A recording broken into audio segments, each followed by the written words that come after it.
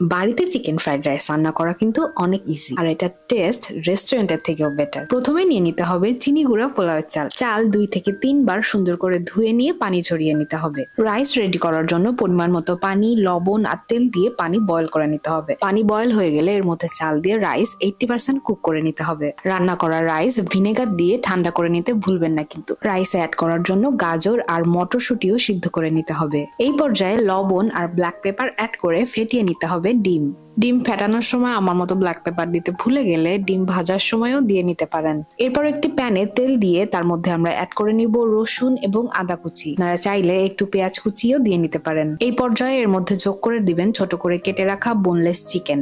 এখন এর মধ্যে black pepper, soya sauce, oyster sauce এবং টমেটো সস দিয়ে সবকিছুকে সটে করে নিতে হবে। এই পর্যায়ে এর মধ্যে অ্যাড করে দিবেন ক্যাপসিকাম, গাজর, মটর, চাইলে পাতাকপিও অ্যাড করে নিতে পারেন।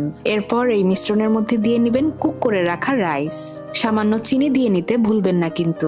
এই পর্যায়ে ভেজে রাখা ডিম এবং পেঁয়াজ পাতা অ্যাড করে কিছুক্ষণ নেড়ে চেড়ে দিলেই রেডি হয়ে যাবে রেস্টুরেন্টের থেকেও বেটার চিকেন ফ্রাইড রাইস।